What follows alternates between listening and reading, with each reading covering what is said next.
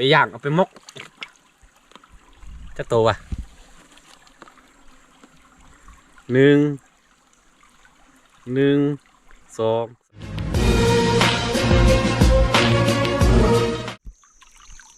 สบายดีไปหลุดไม่กาทุกคนเด้อยินดีต้อนรับเข้าสู่ช่องอาคาน้อยมื้อนี้มาเฮ็ดหยังสักครูมาเนี่ยก็ มาหาปลาเอาชิมาดำปลาดำน้ำยิงปลากันเด้ออย่าดูทุกน้ำน้อยเดี๋ยวไม่ได้ยิงปลาลายได้นี่ปกติจะหาปลาตอนกลางคืนตลอดแต่มื้อนี้คือเปลี่ยนมาเป็นกลางเวรเนาะดำปลามาย้อนยุคตอนเป็นพอดีว่าฮ้อนเนาะตอนเป็นวัยรุ่นโอ้ดำปลาเก่งด้วยนี่ไม่ธรรมดาเลย19ได้มั้ยรุ่นกันแล้วเดี๋ยวรุ่นว่าเขาสิได้จักโตกลางเวรนี่บ่แน่ใจว่าสิได้บ่เป็นสายมันเนี่ยนี่ข้าวยังในเฮ็ดลอยน้ำเลยไอ้ห่อนปะนี่บ่ได้น่ะกากน้ำหมดแล้วบ่ได้เบิ่งดีๆนี่อ้าวหมดแล้วหัวใหญ่ปุ่นบ่ได้กินเลยกะโอ้ปลาน้อยมื้อหน้าเดี๋ยวเอามุ้งมาซ่อนนี่เอามุ้งซ่อนปลานี่ได้หลายเลยพี่น้องเอ้ยอย่ามาแตกในหน้านะนี่นะมันบ่ดีเลยนี่เด็กน้อยใส่บุตรอันนี้บ่แม่นอันนี้ใส่ยางรถนะสั่งแปลงเขาเด็กน้อยดัดแปลง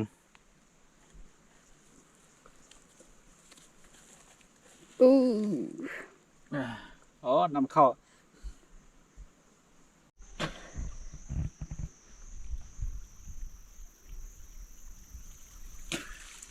สิได้อยู่บ่มื้อนี้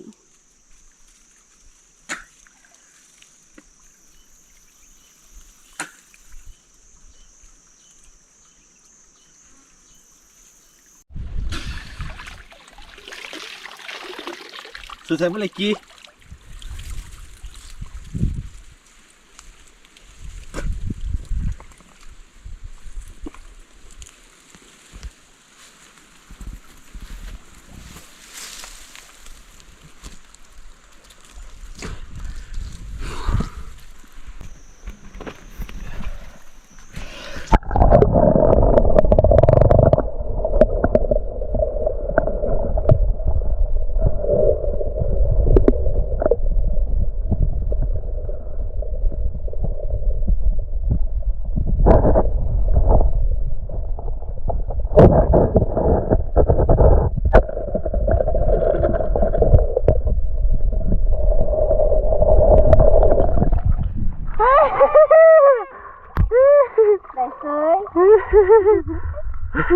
ได้แค่ละได้ละ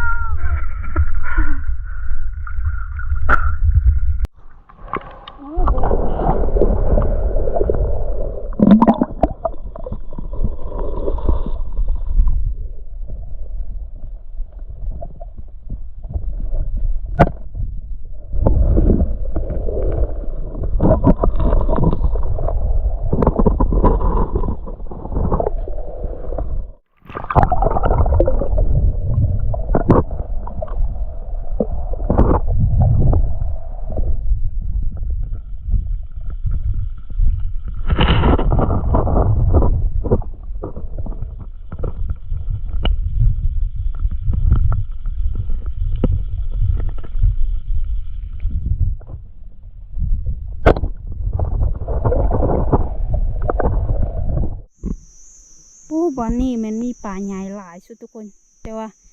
ตอนเว้นนี่มันจับอันนั้นยิงบ่ได้นะวายโพสตัวปลาคือตอนกลางคืนนี่ตัวปลาจะบ่ไปใส่ได้อยู่นิ่งๆแต่ว่ากลางเว้นนี่ไปไวสุดเห็นคนมาแล้วก็แบบไวเกินคือบินเลยขึ้นยนต์เลยเนาะบ่ทันยิง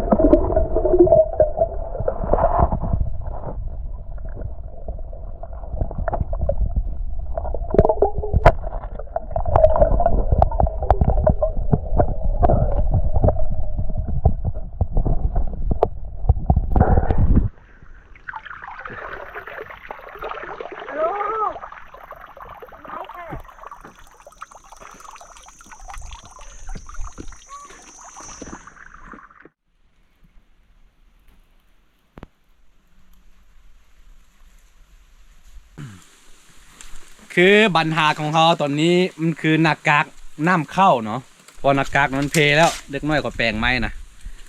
ก็เลยบูฮูว่าสิเฮ็ดจังไดเอาสิมุดเข้าไปในหูนี่มันจะมีหูเข้าไปในสามารถเอาตัวเข้าไปในได้เนาะเอาสิไปดำป่ายิงกันพี่น้องจะรุ่นน้ำกันว่าสิได้จักตัวเนาะเพราะมันมีหูเข้าไปถ้าไม่ยิงกลางคืนนี่สบายชิวๆเพราะว่าป่ามันสิบ่ย่านนะกลางเว้นเดี๋ยวนี้โอ้ป่าสลัดสุด บ่เคยยิงกลางเว้น โอ้ออกมาหลายๆไปหมดแล้ว เราเห็นอะไรเห็นนะมีที่เอาไปทำใส่หมดเลยเดี๋ยวหลุดสักครู่ค่ะเก็บ โล จะไปไหน น้องนี่หอนสุด ฮะ หอนสุด อย่าอาบน้ำเลย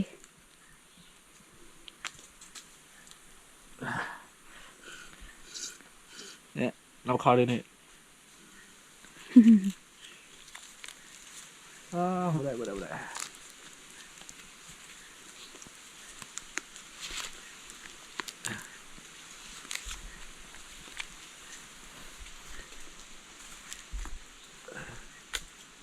อู้ปลาลอยไปลอยมาบักลอย ไปวะ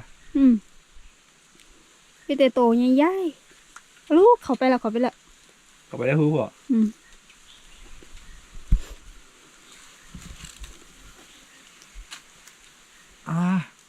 มันคือยุ่งยากไป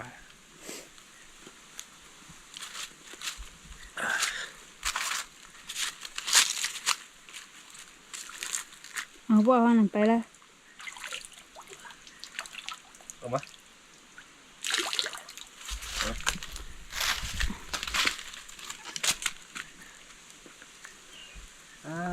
บ่ได้ดักกักเลยนะดาวมือตาเป้าก็แซบตาแต่บ่ใช่หน้ากากก็แซบตา บ่เห็นปลาดีอีก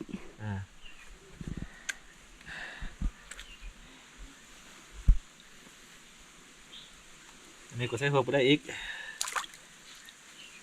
มันกันน้ำบ่เนี่ยนะบูฮู เขาอีพอของแม่ก้อยเขาให้ ของฝากจาก USA บ่ได้จะมันสิกันน้ำมันน่าจะกันอยู่ไอ้วะนะ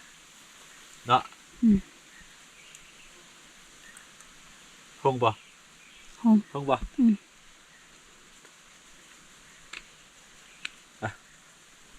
เลยเข้าไปได้น้ำกันพี่น้อง โอ้มันเขาไปบักลอย น้ำข้นน้ำน้อยๆแล้วก็มีปลาเนี่ย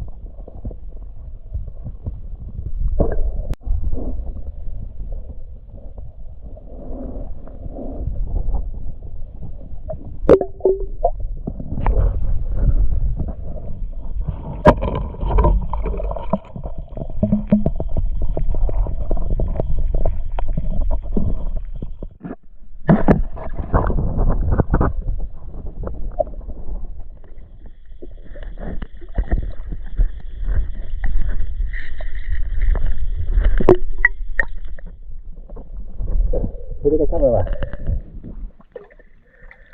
น้ำเข้าน้ำบูเขาจะได้ปะนะครับหมายในวันหนึ่งได้อะไร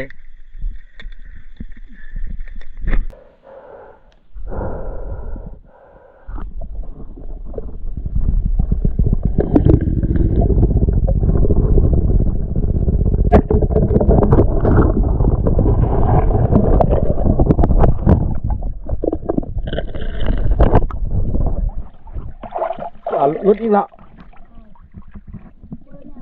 บดทำแบบว่าได้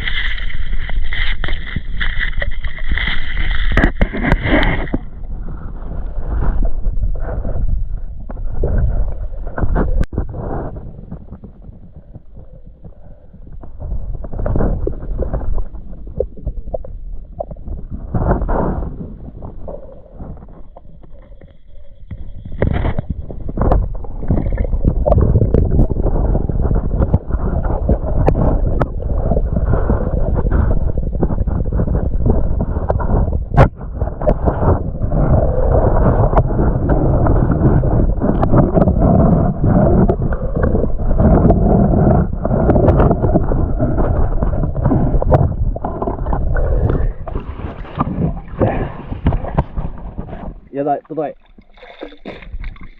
งับพลอย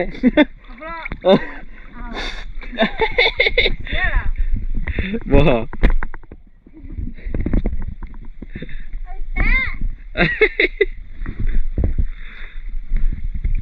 เอาน้ำคุ้นมาได้สิป้านี่เข้าไปมือเปล่าดิ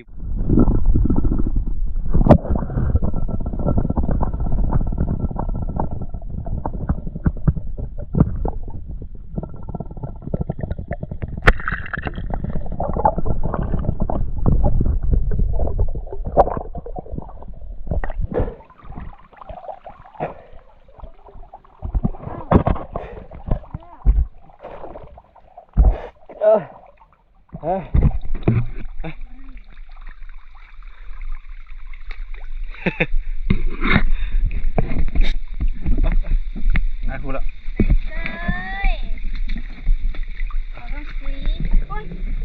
เนี่ยมาเปิด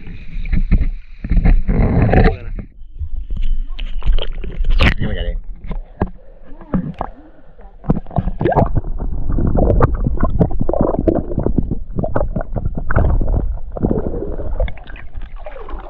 อ๋อลืม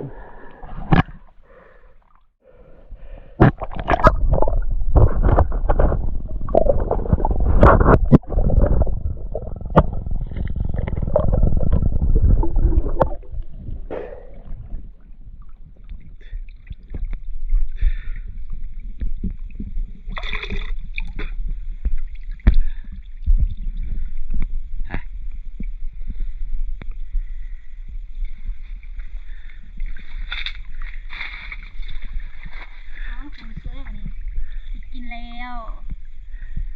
กินแล้ว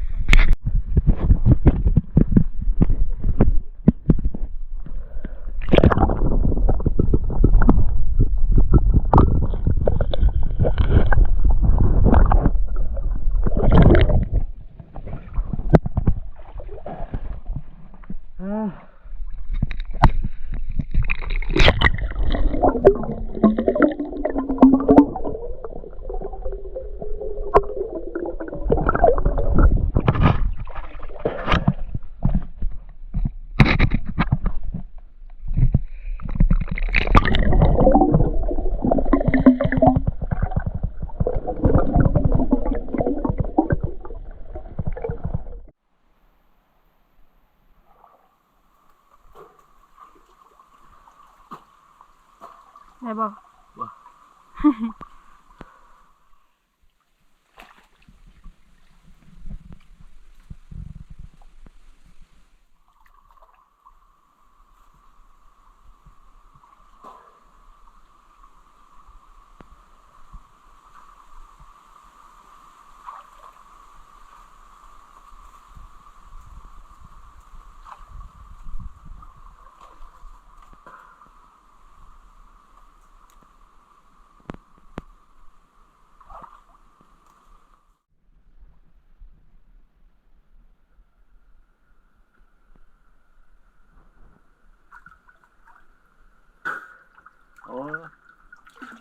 รุดรุดวะเมื่อกี้อะไรอยู่มุกบัวแปะก็จะเกลียดตัวอะไรเนี่ยหมาฟันมันยังไง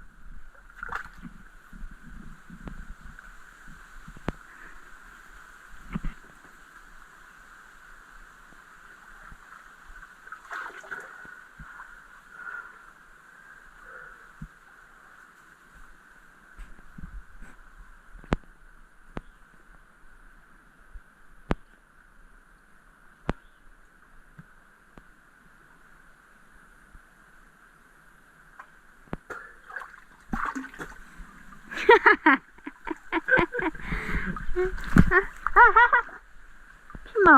ฮะปีนพี่ด้วยเลยจ้ะเนาะอ้าวก็อ้าวมันเดี๋ยวพี่ทำอะไร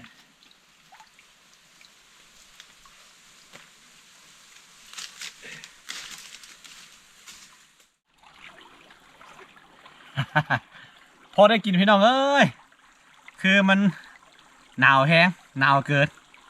ดามน้ำลายแล้วก็หน้ากากบ่ดีก็เลยบ่ได้ที่จริงมีปลาหลายเนาะเราก็สิใส่แบบนี้ปลาประมาณนี้เลยทุกคน โอ้ยใหญ่ได้ มีปลาตัวใหญ่คือกันน้ำดำเด้อวะมันแห่พด หายใจฟืดเลยมันย่านนะมันขี้ย่านพดบ่ได้กินพี่น้องเอ้ยบางตัวก็ยิงแล้วก็ลุดไปเนาะคิดฮอดเป็นรุ่นตอนเป็นเด็กน้อยลิ้นขี้ฝุ่นอะโธ่ดำปลาเนี่ยมักสุดไปดำปลาน้ำภาคไปแล้วก็บางทีน้ำคุ้นแล้วก็น้ำคุ้นแล้วไม่ได้จักโตนะแล้วก็หมูเลยได้แล้วเขาบ่ได้แล้วก็ให้โอ้นี่นะบ่เป็นให้ยันอย่างนะบ่กล้ากลับบ้านอายเขา ตอนเด็กน้อยนี่ถ้าได้ปลาเนี่ยเขาจะใส่แบบนี้แหละเอากลับไปเนาะเพื่อให้สู้ให้ผู้อื่นหูว่าเขาได้ปลานะตอนนั้นอยู่น้ำคนลื้ออยู่น้ำส้นพอลื้อเนาะคือเป็นอาคาอยู่แต่ว่าเอาเติบโตมาน้ำคนลื้อนะมาเรียนหนังสือมาอยู่น้ำเขาเนาะแล้วหมูส่วนใหญ่จะเป็นคนไทยลื้อแล้วก็ไปวันนี้เขาได้โอ้เขาก็ใส่แบบนี้มาเขาบ่ได้นะเขาก็น้อยใจได้ น้ำข้นได้เหมือนนั้นนะเขาได้ปลาเมื่อทำบ่ได้ปลากระวนกระวายเลยได้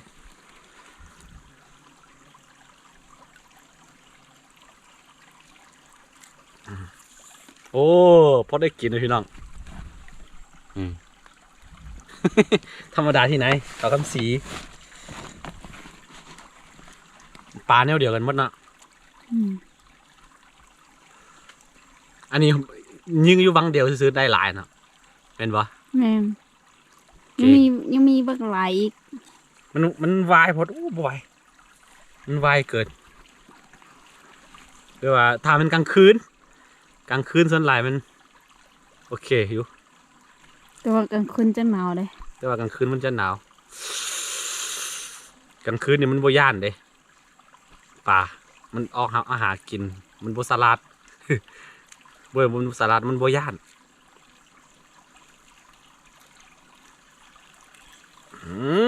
แต่ว่าพอได้กินเอาไปย่างเอาไปมกจะโตว่ะ1 2 3 8โต